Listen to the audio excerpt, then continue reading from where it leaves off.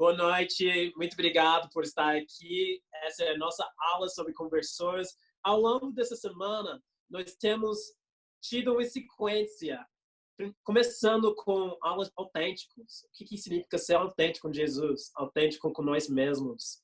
E à medida que a gente for autêntico com nós mesmos, é a medida que a gente pode experimentar Deus. Porque Deus não encontra a gente onde a gente deve estar. Ele encontra onde a gente esteja. Terça-feira nós falamos sobre o que é a graça de Deus. Que a gente pode estar em um lado, no outro lado. A gente pode estar tentando correr atrás da graça, algo que já foi conquistado para nós. Ou a gente pode estar tentando, abusar a graça. A gente viu com o Leque, um grande amigo que está nos Estados Unidos, a gente viu que a gente pode ser como os fariseus em ter características que não estão na linha com a graça. A gente pode também ser como os fariseus que abusaram da graça. E no meio, a gente quer ser como Jesus. A aula de ontem, nós estávamos com Anderson e Viviane. Eles falaram de quanto é poderoso a gente poder estar na vida de uns aos outros. A gente chama isso parceria de discipulado, amizades que ajudam nós se tornar cada vez como Cristo. Eles nos deram algumas coisas práticas que a gente pode considerar, perguntas, escrituras, a palavra de Deus e também o nosso Espírito, o Espírito Santo que está dentro de nós discípulos. Todas essas ferramentas podem nos ajudar a levantar outras pessoas para estar mais perto de Cristo. E hoje nós vamos fazer mais dessa prática, porque a gente está em um treinamento, a gente queria construir uma base sólida para que pudéssemos construir as coisas de como. A gente falou do porquê um pouco, a gente vai falar um pouco sobre isso hoje, mas a gente vai bem para a prática. E essa aula vai ser um pouco diferente. Normalmente a gente tem grupos de discussão. O que eu vou fazer aqui? Eu vou tentar passar. Ano passado, na verdade, eu não tinha tantas anotações. Eu fui explicando alguns conceitos e aí não sobraram tempo. Então, o que eu queria fazer esse ano, na verdade, eu queria ir rápido por alguns pontos e aí ver se vocês gostariam de voltar. Vocês podem falar comigo, vamos explicar mais isso. Eu vou perguntar se vocês querem saber mais sobre isso. Vocês falam nada, vou continuando. Se vocês têm perguntas sobre isso, pode perguntar. Se eu souber a resposta, tudo bem. Se eu não souber a resposta, o João vai responder para mim. Beleza? Estou vendo o cara de João aqui, ele ficou assustado. Então, vamos adiante. Conversores motivados pela compaixão. Próximo slide. Então, a gente vai, na verdade, já entrar em grupos de discussão por uns 5 minutos. 5, 7 minutos, eu não sei. A gente vai ver. Mas tem duas perguntas aqui que eu gostaria que vocês pudessem escrever no seu caderno. Se você está nos visitando, você ainda não é um discípulo, ainda pode colar, não fica com medo, pode falar que você está estudando a Bíblia. Mas aí, qual é o seu propósito como discípulo? E a outra pergunta é, qual é a sua missão como discípulo? E você, não tem uma escritura aí, mas você tem uma escritura para essas duas coisas? Então, Carol, na verdade, agora vai nos separar em 2 grupos, e aí vocês vão ter tempo para conversar sobre isso. Eu vou dar uns 7 minutos para vocês falar qual é o seu propósito como discípulo e qual é a sua missão como discípulo. Beleza? Então, eu perguntei qual é o seu propósito como discípulo e qual é a sua missão como discípulo. E muitas vezes a gente fala, qual é o nosso propósito como discípulo? Fazer discípulos. Qual é a nossa missão como discípulos? Também fazer discípulos. E aí, aí a gente fica confusa. Salomão, você está sendo repetitiva aqui? Não, eu não estou. Não é para atrapalhar você também. Eu não estou tentando fazer uma coisa para vocês ficar atrapalhado.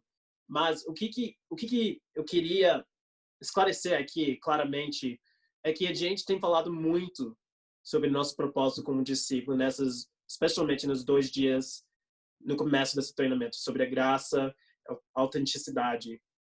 Que a gente foi feito na semelhança de Deus, para a gente ter um relacionamento profundo com Deus, em cada vez mais ser transformado na imagem dele, não por causa de algo que a gente está fazendo, mas algo que ele está fazendo dentro de nós através da graça dele.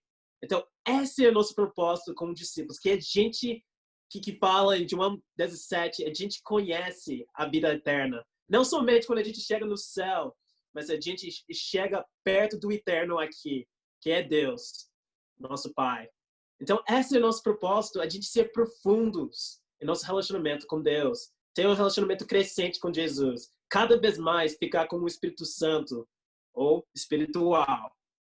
Mas qual é a nossa missão? Nossa missão é, depois de entender profundamente esse propósito, de o que Deus está fazendo em nós, para a gente se tornar mais como Ele, a gente quer ver que as outras pessoas conhecem esse amor e esse Deus que mudou nossas vidas. Então, nosso propósito é ter relacionamento que está crescendo com Jesus. Nossa missão é ajudar os outros. Porque eu falo diferença entre propósito e missão. Propósito vem de Deus. Não pode ser sabotado. Não pode ser mudado. É algo que Ele colocou em nós e que nunca vai ser tirado de nós. O amor de Deus, nada pode atrapalhar o amor de Deus. A missão é quando a gente pega esse propósito, a gente vai adiante tentando ajudar as pessoas. Mas missões podem fracassar. Missões podem não atingir pessoas, não por causa de a gente fracassou de alguma forma, mas por causa as pessoas não queriam chegar perto de Deus. Embora seja triste, é a verdade. O que ajuda nós a ser confiante, mesmo quando a missão não está indo certo, que a gente está indo bem no nosso propósito. Talvez esse semestre eu não consiga ajudar nem sequer uma pessoa a conhecer Jesus. Mas isso não me atrapalha de estar perto de Jesus. E é esse propósito, que é diferente da missão, que nos dá confiança para fazer a missão. Que a gente está bem com Deus. É isso que importa. Mas a gente quer que as outras pessoas estejam bem com eles. E essa missão só pode acontecer quando a gente está sendo movidos pela compaixão. Próximo slide.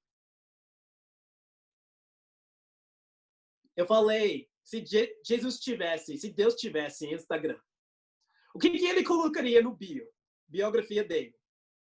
Eu tenho jazz, aventuras, Jesus, né? O que Deus colocaria? Ele colocaria que Palmeiras não tem mundial, nunca vai ter na eternidade. Não. Isso não é essa escritura.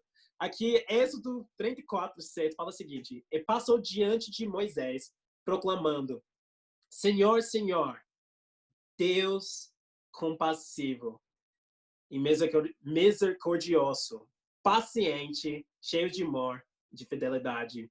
Deus está falando quem Ele é. Ele está se revelando para Moisés. Está falando, isso quem eu sou. Isso é minha Instagram, tá vendo? Isso é a biografia dele. Isso quem ele é. E a primeira característica aqui é compassivo. Próximo slide. Essa compaixão que movia o Filho de Homem, Filho de Deus, nessa terra. Fala em Mateus 9, 36, 38. Ao ver as multidões, teve compaixão delas, que estavam aflitas, desamparadas, como ovelhas sem pastor. Então diz aos seus discípulos, a colheita é grande, mas trabalhadores são poucos. Peçam, pois, ao Senhor da colheita, que envie trabalhadores para a sua colheita. É tão interessante isso, porque o que a gente vê é que essa compaixão que move o Pai também estava movendo o Filho. Ele olhava para as pessoas. Jesus não viu as coisas falsas que as pessoas tinham, que estavam no exterior. Eles estudam na fé, eles talvez parecem bonitos, mas ele sabe o que está acontecendo na família deles. Ele sabe quanto eles se sentem solitários, sozinhos, estão lutando com ansiedade, depressão, pornografia. Ele viu as pessoas que estavam aflitas, desamparadas. E ele não acreditou que eles estavam bem sem eles ter o pastor. E ele era esse pastor. Ele viu as pessoas por quem eles eram, autenticamente perdidas sem Jesus, autenticamente perdidas sem relacionamento com o Pai. nessa quarentena, eu sei que muitas pessoas não estão ficando bem de saúde mental. Eu sei que muitas pessoas se sentem mais solitárias do que qualquer outro momento. Eu sei que pessoas estão tendo brigas dentro de casa, até brigas físicas. Esse mundo é perdido.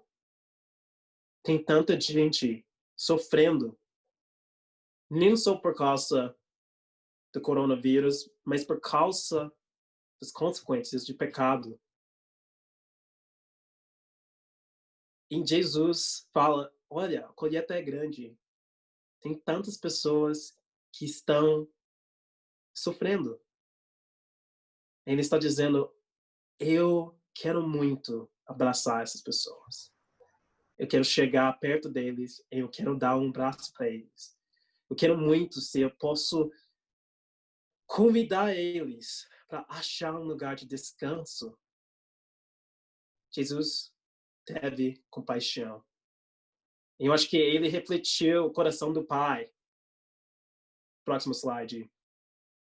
Isso que Deus fala para Jerusalém, o povo de Deus naquela época, mas eu acho que fala para as pessoas das nossas universidades que estão em casa, sozinhos, talvez confusos. E ele está expressando o que os judeus estavam sentindo sobre Deus, que muitos talvez estão sentindo com todas as coisas que estão acontecendo no nosso mundo hoje. E a palavra que vai usar para o povo de Deus é Sião. E fala o seguinte, essa escritura de Isaías 49. Sião, porém, diz, o Senhor me abandonou, o Senhor me desamparou. Basicamente, onde está Deus em tudo isso? É isso como Deus responde. Haverá mãe que possa esquecer seu filho que ainda mama e não ter compaixão do filho que gerou? Embora ela possa esquecê-lo, eu não me esquecerei de você. Veja, eu gravei você nas palmas das minhas mãos. Seus muros estão sempre diante de mim. Deus está falando, até nossas mães podem nos esquecer, mas Ele jamais se esquecerá de nós. Isso é a compaixão que Deus sente pelas pessoas. Isso, o que move o coração de Deus, de mandar o Filho atravessar céu e terra para chegar aqui e morrer na cruz por nós. Compaixão. É isso que vai nos mover como conversoras. Compaixão de ver o mundo como que é. Quebrado, as pessoas desamparadas, necessitando um Salvador. Então, o que é o conversor? Conversor motivado pela compaixão. É um discípulo que pode levar alguém do olá até a pessoa falar Jesus é meu Senhor. É uma pessoa que se sente confortável em cada fase desse negócio. Pode chegar lá na universidade. E aí, galera, tudo bem? Meu nome é Salomão. A gente faz parte desse grupo Declarados.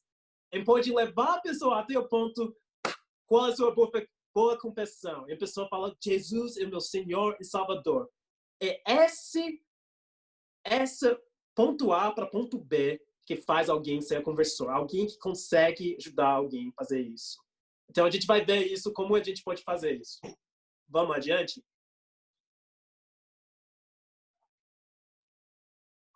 Próximo slide. Mas, eu queria... outro slide. Mas eu queria esclarecer uma coisa. Eu descobri que essa palavra, eu ia usar em inglês. Fala gargalo. Gargalo, tá certo? Tá certo? Gargalo. Isso. Eu não sei. Alguém falou isso. Obrigado. Isso é gargalo. Deus mandou o Filho. Ele tinha uma missão de compaixão. Ele nunca esqueceu nem sequer uma pessoa que está nas nossas universidades. Mas ele fala, os trabalhadores são poucos. É isso, é não o que a gente sente. Imagina se a gente tivesse que acreditar nesse versículo por um dia. Normalmente a gente pensa, as pessoas não querem saber do evangelho. As pessoas estão nada a ver na minha sala. As pessoas são chatas, né? Mas Jesus falou o contrário. Ele falou, não, a colheita é grande, tem bastante gente querendo, mas os trabalhadores são poucos. E essa escritura, eu falo, eu já chorei, tipo, Deus, mas não parece assim, por que você fala que é isso, mas não parece, ninguém quer. Mas isso é verdade. Ao longo do tempo, eu acho que Deus tem mostrado quanto mais precisamos vocês se tornaram esses trabalhadores. Eu sei que às vezes evangelismo dá um frio na barriga, mas eu queria explicar uma coisa. Aqui é uma grande foto do grande país de China. E o que você está vendo é 50 faixas de trânsito tentando se tornar 20 faixas de trânsito. Eu achava que São Paulo era tenso, e aí China ganhou. Então, você está vendo que tem muito carro tentando entrar no lugar, mas tem pouco espaço para entrar. Eu sei que é difícil ter fé, mas eu acredito que isso é nossas universidades aqui no Brasil. Eu acho que tem muitas pessoas querendo entrar no reino dos céus, mas tem poucas pessoas para ajudá-los a encontrar. E se isso é a questão, nosso limite não é a quantidade de pessoas que queiram se tornar discípulos, mas a quantidade de conversores que nós temos no nosso ministério. Se a escritura é verdade, não se o que Salomão está falando é verdade, mas se a escritura é verdade, tem uma colheita grande, nós podemos se preparar a ser esses trabalhadores, conversores, para que a gente pode ver uma grande colheita. Próximo slide. Então, eu queria... Você fala, beleza, eu não sei se eu sou conversor, eu sou quase conversor. Se é estudo de palavra, a gente está falando de estudo de palavra, eu sou conversor. Eu posso passar estudo de palavra. Mas aí, os outros estudos, eu não sei como a gente pode medir isso. Tá bom. Tem 3 categorias de estudos. Tem estudos de convite, tem estudos de convicção, tem estudos de cura. O que fica nos estudos de convite são os estudos que a gente vai ajudando a pessoa a se conectar conosco e se conectar com Deus. O estudo de convicção é quando a gente fala que o bicho pegou, né? A gente fala de pecado, a gente fala de arrependimento, de cruz. A gente vai para a cruz e a gente vai falando como é que vai ser essa cura. Como é que vai ser um discípulo de Jesus? A gente vai falando de outros assuntos para a pessoa se tornar um discípulo. Então, essas são as 3 fases de estudos bíblicos. Convite, convicção, cura. Então, qual nível você pode estar? Você pode estar no 0, não consegue liderar nenhum estudo. Eu quero empatizar algo. Você pode sair dessa categoria hoje. Vai lá, liderar um estudo. Se alguém deixa, vai liderar. Vai lá. Deus vai te usar. Então, você não precisa estar no 0. Ninguém está no 0. Todo mundo quer, pelo menos, liderar um estudo. Mesmo se não liderar bem, pode liderar um estudo. Tá bom. 1. Capacidade mínima de liderar estudos de convite, de guia de discípulo. Então, você pode, talvez, pegar a guia, você pode falar, 2 Timóteo 3, né? Isso, nível 1. Nível 2. Você consegue memorizar aqueles primeiros estudos. Na USP, a gente apresentou algum estudo de convite para ajudar as pessoas a entender algumas coisas sobre a graça e o que significa responder essa graça, colocando Jesus como prioridade. Então, alguns desses estudos a gente tem tentado memorizar também. Então, estudos de convite, estudos de palavra, discípulo, a gente tem o estudo de prioridades. Posso passar depois esses estudos que a gente fez. Estudo de amor, graça. Todos esses estudos podem ser memorizados, eu acho que facilmente. E o resto dos estudos podem ser conduzidos com proficiência para você ser número 2. 3. Todos os estudos você consegue conduzir. Mas talvez você vai passando o estudo, mas a pessoa não está mudando.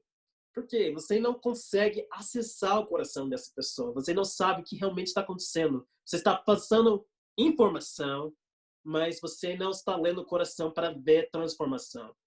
Um conversor é alguém que consegue ler o coração, avançar os estudos. Mas nível 5 é o que eu quero ver acontecendo cada vez mais. Que nós não só temos conversores, mas nós temos treinadores de conversores. A gente vê pessoas que estão ajudando outras pessoas a se tornar conversores. Próximo slide. Então, o que a gente vai fazer? Vocês agora são ministros universitários. Beleza? Vocês são ministros universitários. E vocês vão planejar seu semestre. Como? Eu vou dar 2 minutos para vocês pensar sozinho. E aí, depois, vocês vão dividir em grupos de discussão. E vocês vão planejar um semestre pensando em como que eu posso ajudar as pessoas a se tornarem discípulos. Faz sentido? O que vocês precisam fazer? Opa! Não viu o próximo slide, vocês não viram. o que eu queria fazer é que primeira coisa, pensa nos 5 etapas. Spoiler, exato. Pensa em 5 etapas do semestre. E aí, vocês vai construindo com essas 5 diferentes partes do semestre. Tá bom? Vou dar uns 2 minutos aqui. Depois a gente vai dividir em grupos de discussão por 8 minutos para vocês planejar um semestre e pensar sobre isso. Tá bom. Eu não sei como vocês ficaram. Primeira vez alguém fez isso comigo, nesse mesmo tipo de aula, lá em Atlanta. Eu pirei. Como que eu vou planejar semestre aqui? Tem 5 partes para fazer isso. Beleza. Eu vou explicar como a gente faz isso. Próximo slide. Então, isso é o querido fluxo do semestre. Isso é lindo. Eu amo isso. Então, eu espero que vocês, se vocês já foram para nosso treinamento, vocês sabem um pouco sobre isso. Se não, tudo bem. Eu vou explicando cada parte, como a gente pode dividir as semanas do semestre para ser efetivos no evangelismo. Então, primeiro e segunda semanas, normalmente a gente chama de semanas de estreia. O que é semanas de estreia? É o começo do semestre. É onde todos os calouros estão perdidos, onde todos os veteranos estão redescobrindo quem eles são, e quando as pessoas são mais abertas nas faculdades. Então, esse é o momento de ir com gás. Isso é o momento que eu, pessoalmente, eu não paro, eu não durmo, eu só faço evangelismo. Eu esqueço o que significa não falar, oi, meu nome é Salomão, eu faço parte de um grupo de declarados. Isso, eu nem sei, tipo, se alguém fala, como você está? Oi, meu nome é Salomão, eu faço parte do grupo de declarados. Não, como você está? Eu sou de declarados. Só fala isso, porque é o momento que as pessoas são mais abertas da faculdade. Segunda semana, até 7 semanas, se a gente for plantar muito bem na semana de estreia, a gente normalmente tem abundância de estudos. Então, a gente vai estudando com as pessoas vão gostando, outras pessoas não vão gostando, e aí a gente vai vendo os estudos que talvez na USP a gente tenha uns 30, 35 estudos. A gente vai vendo essas pessoas diminuindo ao longo do tempo nessas semanas. E no meio do semestre, a gente tem o que a gente chama de retiro. A gente chama os estudos, vir para esse retiro, para ver um pouco o que significa ser um discípulo por uns 2, 3 dias. Como? Eles ficam juntos com a gente, eles podem participar em aulas, eles podem passar tempo jogando videogames, jogando jogos de tabuleiro, e aí eles, assim, podem fazer muitos estudos e tomar decisões. Normalmente, em retiro, as pessoas podem ser batizados, porque eles chegam nesse momento de retiro, depois de um pouco do semestre, metade do semestre, pensar a respeito do que significa ser um discípulo, e aí podem tomar uma decisão. Opa, desculpa. Pós-retiro, normalmente tem muitas decisões também. No retiro, inspirou algumas pessoas, e eles vão tomando decisões. Eles vão fazendo decisões de ser discípulos, e a gente pode ver várias pessoas sendo batizadas. Pré-férias, a gente pode acabar o semestre e pensar em como é que a gente vai terminar o ano. A gente pode terminar diferentes eventos para os discípulos se sentirem próximos uns aos outros e também os estudos serem centrados nos discipulados deles. Então, isso é o fluxo do semestre. Isso é como a gente pode dividir o semestre de uma forma que é organizada, que vai indo no ritmo da sua universidade. Próximo slide. Então, eu vou ver basicamente como eu faço isso. Então, você está vendo, aqui é esse semestre, já estou planejando. Eu estou um pouco atrás. Carol vai me bater, mas enfim. Aqui, eu normalmente coloco cada fase em diferentes cores. Então, o que eu faço? Eu vou planejando os devocionais baseado no ritmo da universidade. Então, USP, eu estou aqui na USP por esse é meu terceiro ano na USP. Eu tenho descoberto o ritmo da USP. Então, no segundo semestre, a gente começa com 2 semanas de estreia. A gente vai convidando um monte de gente. De novo, eu esqueço o que é sentir, esqueço o que é respirar. Eu só falo, meu nome é Salomão, esse é o grupo de declarados. A gente vai convidando as pessoas. E aí, a gente normalmente faz uma série de devocionais inspiradoras para evangelismo nesse momento. Porque esse é o momento de ir. Então, isso que a gente normalmente faz. Depois tem o semana do saco cheio. Normalmente, quando as pessoas voltam, tem várias pessoas que não voltam a estudar a Bíblia depois da semana do saco cheio. Então, às vezes, a gente pode estar indo e aí a gente chega semana 13, semana 20, não é de semana 13 e 20, é dia 13 de setembro, dia 20 de setembro. A gente pode estar nessas semanas, de repente, pessoas estão desistindo. A gente pensa, eu fiz uma coisa, eles não gostam de mim. Não, é normal. Isso que acontece depois de semana do saco cheio. A gente já sabe o ritmo da nossa universidade. Então, a gente vai vendo, a gente chega em outubro. Normalmente, eu gosto de fazer uma série um pouco mais profundo, enquanto a gente vai chegando mais perto do retiro, para animar as pessoas. E aí, a gente chega em essas últimas semanas de outubro, começo de novembro, isso é onde normalmente nós temos nosso retiro. Em esse momento, a gente vai preparando os estudos para estar lá. A gente passa outubro falando, vai chegar o retiro, você tem que ir! A gente vai preparando as pessoas. Eles chegam no retiro. Esperamos que seja uma experiência maravilhosa. Depois chega novembro. E a gente já sabe na USP que as coisas vão ficando cada vez devagar. Então, a gente quer ajudar as pessoas, normalmente, antes de novembro, tomar mais decisões. E aí, chega novembro, as coisas vão ficando devagar. Aqui no dezembro, a gente já está preparando para férias. No final de novembro, ano passado, a gente fez uma celebração de Thanksgiving, de ação de graças, que eu achei muito legal fazer no final de novembro, quando as coisas estão diminuindo o ritmo, a gente celebrar o que Deus tem feito de bom no nosso ministério. Mas o que você está vendo é que eu estou aqui, depois de um tempo, descobrindo como minha faculdade funciona. Eu acho que cada um de nós precisamos ser um aluno da nossa faculdade, nossa universidade. E nós precisamos vai adquirindo essa sabedoria de como que os alunos pensam na nossa universidade e qual é o ritmo do nosso semestre, usando também essas etapas que eu mostrei no fluxo do semestre. Próximo slide. Então, o que está acontecendo aqui? Bate-papos! E essa é a escritura em Eclesiastes 11:6. Semente de manhã e também de tarde, porque você não sabe se todas as sementes crescerão bem, nem se uma crescerá melhor do que a outra. Então, realmente, evangelismo, eu sei que a gente não gosta de pensar, a gente pensa que a gente pode orar e encontrar alguém que quer se tornar um discípulo na primeira vez que a gente convida alguém.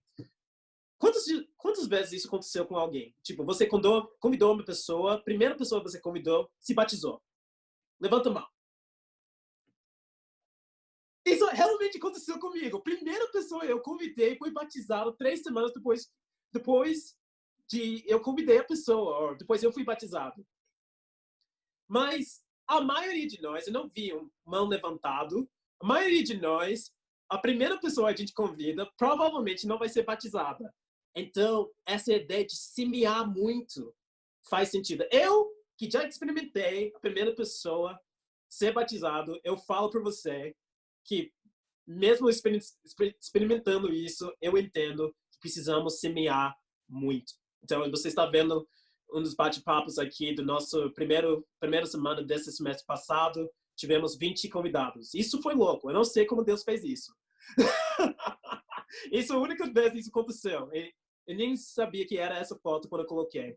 Isso é outra foto da FEA. Muitos convidados. E isso realmente acontece, no próximo slide, na semana de estreia. Tem um ditado no ministérios lá dos Estados Unidos: se você não os ganha nas primeiras 3 semanas, passará os próximos 3 anos perseguindo-os. Se você não os ganha nas primeiras 3 semanas, passarão os próximos 3 anos perseguindo-os. Por que eu falo isso? Se você pensa, a maioria das pessoas, até eu estou falando do meu ministério, minha experiência, a maioria das pessoas estão convidadas nas primeiras semanas porque eles estão perdidos. Eles não sabem como o USP funciona, eles não sabem onde está o bandejão, eles não sabem qual é o melhor bandejão. E ainda está sendo um debate lá nas mensagens. Eles estão descobrindo as coisas, mas eles estão tentando achar um lugar que eles podem estar com amigos. Estão tentando achar um lugar que as pessoas vão amar eles, vão investir o tempo neles e vão fazer uma diferença na vida deles. E normalmente, o que eles decidem fazer nessas primeiras 3 semanas, eles vão decidir o resto do tempo da faculdade. Então, a gente tem uma janela nessas semanas que pode fazer uma grande diferença para o resto da vida deles. Então, esse é o momento de falar olá. Próximo slide. Então, na verdade, o que eu queria falar sobre semana de estreia, eu queria dar algumas dicas de evangelismo. Espera aí. Antes de chegar no segmento. Pode voltar, Carol? Espera aí. Então, coragem, né? A gente tem que evangelizar, não tem que evangelizar, a gente vai evangelizar, mas como a gente faz isso? Como que é essa olá? Todo mundo tem seu jeito, né? Luiz Felipe tem o seu jeito, Caio Fukumori tem o seu jeito, Caio Neres tem o seu jeito, eu tenho o meu jeito. Eu, pessoalmente, quando eu começo a convidar as pessoas, eu tento ser muito simples e direto. Na USP, as pessoas não são religiosas, então você fala Bíblia, eles já têm uma certa reação. Embora eles não sabem o que a gente está falando. Eles já têm uma reação. Então eu falo, olá, meu nome é Salomão, eu sou norte-americano. Isso ganha pontos na USP. Eu não sei, na PP Leste não ganha pontos, mas na Poli e na FEA ganha muitos pontos. PP Leste eu acho que eles iam me expulsar. Então, oi, meu nome é Salomão, eu sou norte-americano. Ding, ding, ding. Eu faço parte de um grupo chamado Declarados. Normalmente as pessoas nos veem com camisas, nos veem com nossos cartões, nossos cartazes. E aí eu falo, a gente tem um grupo que joga jogos e a gente fala sobre fé e espiritualidade. Eu queria ver se você teria interesse em participar. A pessoa fala, não. Eu não fico insistindo. Eu falo, mas não, você não sabe. A gente é legal mesmo. Você não sabe. Eu não fico lá tentando insistir. A pessoa fala, não. Eu falo, beleza. A gente sempre vai estar por aqui. Aí eu vou para a próxima pessoa. O que você faz se você sente que não é natural para você? Tenta fingir que é natural. Coragem. Quando você passa confiança, as pessoas vão sentir sua confiança. Mas se você passa que você está com medo, tipo, você está fazendo uma coisa estranha, tipo, tudo bem? Desculpa atrapalhar. Eu sei que você é muito ocupado com o seu tempo. E aí, eu faço parte do grupo, sabe? Não, vai lá. Se a pessoa te trata ruim, seja como aquela escritura fala em Romanos 12, que você basicamente você usa sua simpatia, bondade, para quase jogar na cara. Tipo, a pessoa, e aí, tudo bem? Você quer? E a pessoa, não! Você fala, beleza, então é não. Responde assim. Não responde levando as coisas pessoais ou nem sentindo que você está atrapalhando. Eu estou bem agradecido que alguém me atrapalhou, me convidou para ser um discípulo. E eu acho que tem muita gente em nossas igrejas hoje, pelo mundo inteiro, que sente a mesma coisa. Eu falo com o Jorge, eu estava falando com o Jorge, e ele falou que foi convidado no celular. Na verdade, eu acho que o celular era assim, né? Espero que ele não veja esse vídeo. Mas, enfim, o celular era assim. Mas alguém convidou ele no celular. Assim, né? Esse tamanho. Alguém queria interromper ele. E eles agiram de uma forma natural. Porque isso não só é uma coisa natural, irmãos. É sobrenatural. Um convite pode mudar uma eternidade. Próximo slide. Última coisa, na verdade. Evangelismo é um músculo. Então, a gente está na academia dos discípulos. O que é um músculo? O que é disciplina? Disciplina faz que talvez eu não consiga levantar um peso maior, mas com prática, com disciplina, indo para a academia, eu consigo aumentar minha capacidade. Então, antes, eu convidei meu amigo na faculdade, e aí eu fui convidando mais pessoas, E eu comecei a convidar grupos de pessoas. E aí eu convidei um pouco de ônibus. E aí uma vez eu levei os meninos e a gente foi para Faria Lima para pregar por 5 minutos em frente de todos os multidões. Olha, isso foi um músculo. A gente não chegou na USP um dia falando, vamos evangelizar Faria Lima! Talvez Luiz Felipe chegou assim. Luiz Felipe é outro nível. Mas eu não cheguei assim. A gente vai praticando e vai aumentando essa através de treino, porque é um músculo. Vamos adiante. Então, segmento. O preguiçoso não aproveita a sua caça, mas o inteligente dá valor aos seus bens. Então, depois de semana de estreia, depois de correr atrás, pegar lista cheia de nomes, lista cheia de pessoas que vocês convidaram, o que você faz? Esquece essas pessoas, coloca os nomes para lá e aí vocês vão continuando a vida. Não! Talvez a pior coisa que pode acontecer é a gente esforçar falar do evangelho para as pessoas, mas aí não fazer seguimento com essas mesmas pessoas. Então a gente precisa ir para nossos celulares. Talvez você tenha um sistema. Eu tenho sistemas. Tipo, terça-feira, esse dia está em frente do nome. Eu coloco Gustavo, da Poli, Elétrica. Eu coloco aí. Eu faço uma lista aqui, eu boto um timer aqui, eu boto um alarme aqui. Eu vou fazendo um seguimento. Porque a gente precisa ser diligente. Porque a gente já fez a parte mais difícil. Na minha opinião, a parte mais difícil é abrir a boca. Mas as pessoas aceitaram. Eles queriam estudar a Bíblia. E aí a gente deve fazer seguimento com eles. A gente deve ir para os celulares, convidar eles 1, 2, 3 vezes para o nosso grupo. Eu mesmo, alguém fez seguimento comigo quando eu estava indo para a igreja pela primeira vez. Alguém me mandou mensagem domingo de manhã, falou, e aí, você vem hoje? E, na verdade, eu queria ir, mas estava um pouco preguiçoso. Mas com essa mensagem me animou. Falei, pensou em mim, então eu vou. Isso é o poder de fazer uma simples mensagem. Porque segmento faz uma diferença. Na verdade, faz uma grande diferença se você faz dentro de 24 horas, você encontrou essa pessoa. Porque você pode ter convidado 2 semanas atrás, e aí você manda mensagem. A pessoa nem lembra você. Desculpa. Nem todos de nós somos pessoas vão lembrar de nós. Desculpa. Eu sei, é um pouco difícil, né? Mas às vezes eles não lembram de nós. Então a gente deve convidar dentro de 24 horas, o mais rápido possível, se puder. Coloca alarmes, coloca o sistema. Convida para os eventos. Mas não faça isso, por favor. Não fala. E aí, mano? Quer ir no bandejão comigo?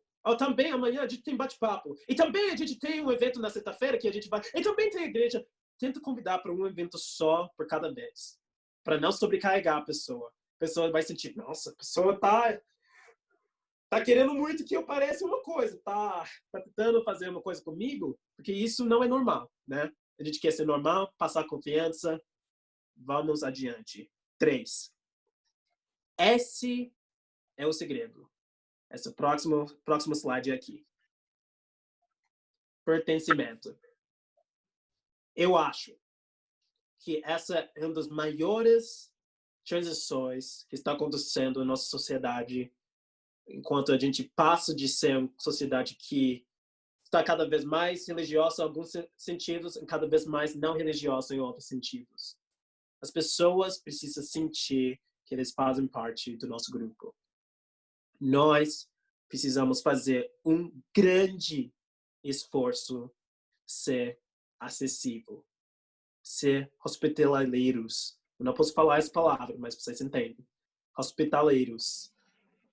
Nós, como João 13:34, nós vamos mostrar o amor de Deus através do nosso relacionamento uns aos outros.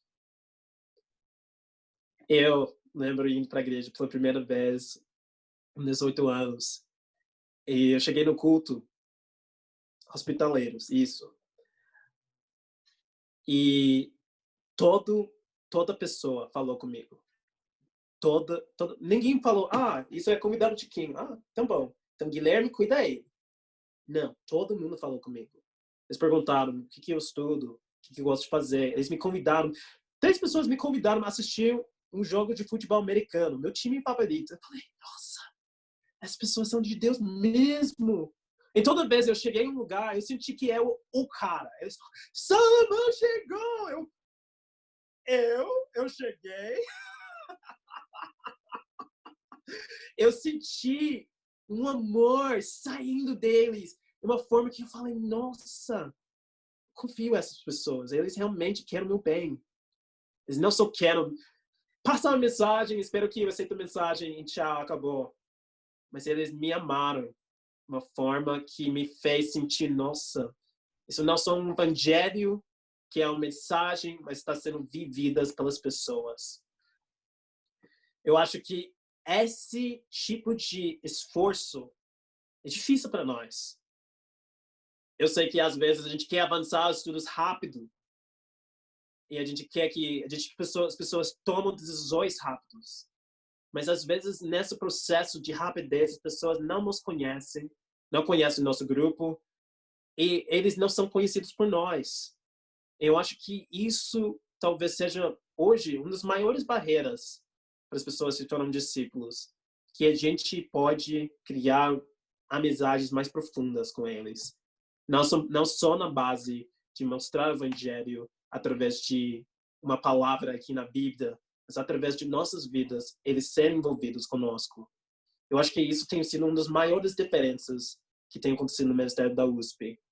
Alguém que está estudando a Bíblia, a gente quer essa pessoa conectar com pelo menos uns 4, 5 outras pessoas antes de avançar para o estudo de pecado. Em razão é que a gente quer muito que as pessoas saibam que pode confiar em nós, que a gente realmente importa pela pessoa. Eu não acho que é só uma estratégia de estudos bíblicos. Eu acho isso é o evangelho sendo mostrado para essa pessoa, que a gente se importa com a vida dela, mais do que só ler algumas escrituras aqui. Não estou dizendo que só ler as escrituras é um problema.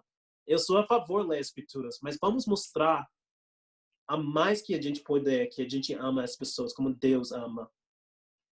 É razão que isso faz uma diferença, porque o mundo está cada vez mais sentindo quanto como a sociedade está se tornando cada vez mais religiosa, cada vez mais não religiosa, está acontecendo que tem uma barreira aumentando entre as pessoas que acreditam e não acreditam.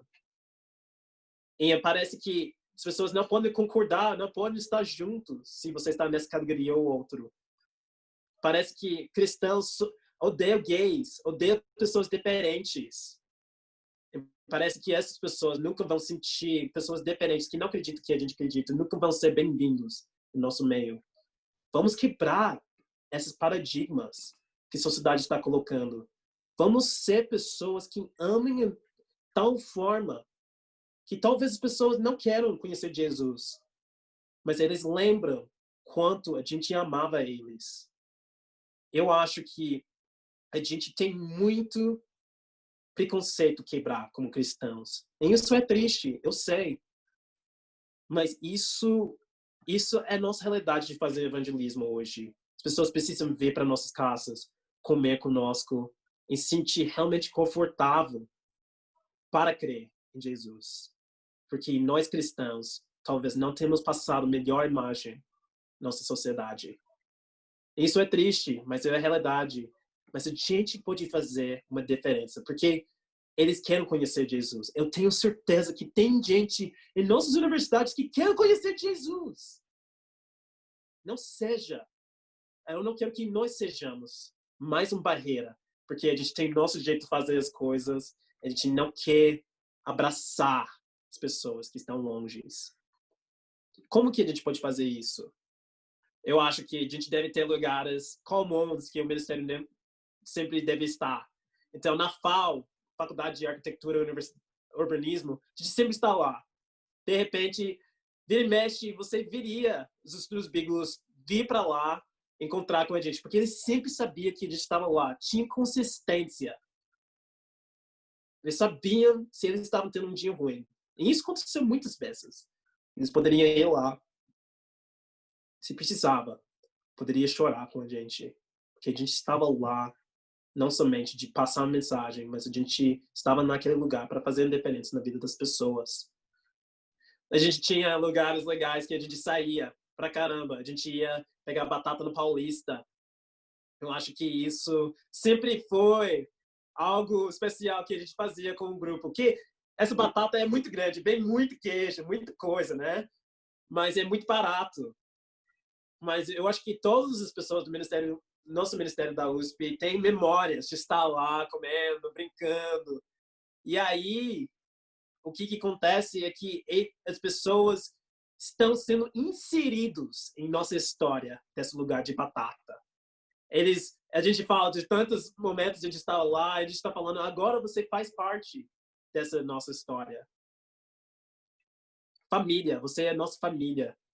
Algumas vezes a gente tem trazido as pessoas para pessoas mais velhas da igreja. Caso do Jorge e Ana, caso de irmãos mais velhos na igreja, para as pessoas que vêm de famílias que não são estruturadas, experimentar uma família estruturada e cristã. Irmãos, uma das últimas coisas Jesus falou, João 13, se você pode pegar qualquer coisa aqui, eles foram conhecidos. O mundo vai nos conhecer como discípulos pelo amor. Você quer ser um ótimo evangelista? Ame os perdidos como Deus amou eles. Amem uns aos outros como Jesus nos amou. E esse amor vai fazendo uma grande diferença. Gerações passadas, eles creram e depois eles fizeram parte do nosso grupo. Mas hoje, acredito que talvez a gente esteja chegando a um lugar talvez mais saudável. As pessoas precisam sentir pertencimento e amor para poder crer. E não acho isso errado, não acho isso contrário. Eu acho que isso é a nossa realidade. A gente pode fazer uma diferença. Última coisa que eu queria falar são sobre estudos bíblicos. Vamos lá, para terminar isso. Estudos bíblicos. A gente quer ensinar as pessoas a obedecer tudo que Jesus ordenou. Isso faz parte de discípulo. A gente quer ensinar as pessoas a praticar a palavra de Deus. E não é que a gente vai fazer eles serem discípulos através de eles serem perfeitos. Na verdade, à medida que eles vão praticando, à medida que eles vão ver, nossa, eu preciso de uma força sobrenatural para fazer isso. Faz sentido? Quando eles vão lendo, tendo tempos com Deus, eles vão pensando, uau, isso é incrível, olha Jesus. E eu espero que eles sentem não só mais uma informação, como a faculdade faz, mas uma transformação. Mas aí vai chegar um momento, você vai falar, convida esse cara. Eles falam, beleza, vou convidar. Convida essa pessoa, vai convidar. Convida essa pessoa, vai convidar. E aí vão ficar, eu consigo. Convida ponto de ônibus. Pessoa, exato. Isso é um pouco o que a gente quer. Você pensa, sim. A gente quer que a pessoa fique, uau, isso é difícil. Eu não consigo fazer com minhas próprias forças. E a pessoa vai se rendendo à medida que eles aprendem. A gente vai ensinando a obedecer. Porque obediência nunca é uma forma. As pessoas vão poder relacionar com Deus. Só pode relacionar com Ele através da graça. Então a gente prega não mais para mais informação, dando mais informação para eles. Não é simplesmente vai ajudá-los. A gente precisa ver através dessa prática da vida de Jesus, transformação. Então, quais são os venenos? Quais são as coisas que são veneno para estudos bíblicos? Próximo slide. Falta de consistência. Às vezes a gente marca uma semana, a gente esquece outra semana, depois tem a semana das provas. E aí a pessoa fala, eu mesmo quero estudar a Bíblia. Então a gente precisa ser consistente. Deixa cada estudo que você começa, tenta achar um horário fixo por semana. Isso ajuda pra caramba. Falta de acompanhamento ou seguimento. A gente precisa acompanhar esses estudos e ver se eles estão fazendo progresso. Eu tenho planilha para fazer isso. Eu tenho outras coisas que eu faço com os irmãos para continuar fazendo isso. Falta de confiança. Às vezes a gente precisa examinar mesmo se a gente consegue levar os estudos nossa própria força, como a Ana falou, na capacidade de Deus. Porque somente quando a gente está enxergando, a gente faz isso pela capacidade de Deus, a gente vai levar adiante. E a última coisa é falta de confronto. Muitas vezes a gente quer que a pessoa caia em si. Uau! Eu sou um pecador, eu preciso ser um discípulo. Por que eu não vi isso antes? Por que você está aqui? Eu poderia fazer isso com a Bíblia sozinho. Tchau! Não, isso não acontece. Pelo menos eu nunca vi. Mas talvez acontece. Mas normalmente não acontece. A gente normalmente precisa confrontar as pessoas para eles entenderem sobre o pecado deles. Vamos adiante. Próximo slide. Então, como a gente pode mudar o coração? Primeiro, oração. Primeiro, e talvez último, oração. Deus que move os corações. Mas eu acho que a gente precisa desafiar as pessoas, fazer desafios para as pessoas poderem ter oportunidades. E aí a gente precisa fazer muitas perguntas. Quanto para nós? O que as pessoas estão precisando? Qual é o próximo passo? O que eles estão falando nisso? Quando ele falou isso, o que significa isso? Quando ele falou isso, o que significa isso? Qual é o relacionamento com os pais? Qual é o relacionamento com os irmãos? Qual é o relacionamento com os discípulos? Eles têm estado com todos os discípulos no meu bate-papo? Desculpa, falei muitas perguntas. Talvez você escreveu todos. Se não, tudo bem. Tem muitas perguntas que você pode fazer para si mesmo. E também para os estudos. O que você está achando desse estudo? Você, uma das, quer ser um discípulo? Você quer ficar nas trevas? Quanto tempo você quer ficar nas trevas? Você está gostando das trevas? Vamos adiante. Próximo slide. Desafios. A parte que talvez é mais angustiante fazer. Eu, pessoalmente, gosto do método sanduíche. Eu acho que desafiando com o estilo é o seguinte. Puxa, e aí, Mateus? Eu vi você está tendo ótimos tempos com Deus, cara. Não falso, ele provavelmente está tendo, né? Cara, eu amo quanto você zela de escrever a data em todas as coisas aqui no seu tempo com Deus. E eu acho que isso é maravilhoso. Você tem muito zelo em tudo que você fizer, que você coloca seu coração para fazer. Eu vejo quanto você esforça na faculdade, você esforça com suas amizades, você estava ajudando um amigo algumas semanas atrás. Acho que você tem muito zelo. Mas você lembra que eu convidei você a vir para a devocional? Sim, eu lembro. E aí você falou que você tinha uma coisa da faculdade. Isso acontece de vez em quando. Mas eu convidei você também a vir para o bate-papo e também vir para o culto. E você falou que você queria andar com os discípulos, entender mais sobre isso. Mas eu acho que parece que você falou, mas sua palavra não está você não está indo como você falou que você queria ir. Aqui Mateus 5 fala que seja seu sim, sim, e seu não, não. Então, eu mostro as evidências, falo que ele não estava devocional, as outras coisas. Eu mostro a escritura, eu não seja honesto, que ele não está cumprindo a palavra dele. Talvez você pare para escutar, mas eu acho que, ou talvez você pode dar mais encorajamento. Mas, cara, eu acho que esse é o detalhe. Realmente, eu vejo que você tem uma agenda aí, eu não sei o que está acontecendo. Eu acredito que você consegue, né? Você não quer deixar a pessoa sentir péssimo. Isso não é o alvo, desafiar. Você quer expor onde está o coração deles, para eles entenderem. E você quer falar que eu estou no seu lado para você continuar. O que acontece quando a gente dá desafios? Próximo slide. As pessoas podem tomar decisões radicais às vezes. Você pode desafiar a pessoa, tomar decisão em 2 semanas. Aqui, mano, você está chegando perto. Vamos tomar decisão sobre isso. Você pode chamar a pessoa. Você entende que você está nas trevas? Então, o que impede você? Vamos estudar todo dia. Você pode pedir para a pessoa sair da antiga igreja, que não está deixando eles mais perto de Deus, terminar um namoro que não está sendo puro. Você pode chamar eles a enfrentar os pais. Esses desafios, quando a gente expõe o coração, amando a pessoa, a gente pode ver Deus dar oportunidades, mostrar quanto eles querem estar perto dele. E aí, chegamos ao final. Próximo slide. Nós vemos pessoas falando, Jesus é o meu Senhor. Que é o momento que eu não sei, cada batismo, não tem um batismo para mim que eu não quero chorar. Porque eu lembro esse momento, como é que esse momento foi para mim, conhecer Jesus, e quanto isso fez uma diferença na minha vida, enquanto Jesus tinha compaixão por mim. Isso, o que eu acho, significa ser um conversor, motivado pela compaixão. Então, o que eu queria fazer? Eu tenho alguns minutos aqui.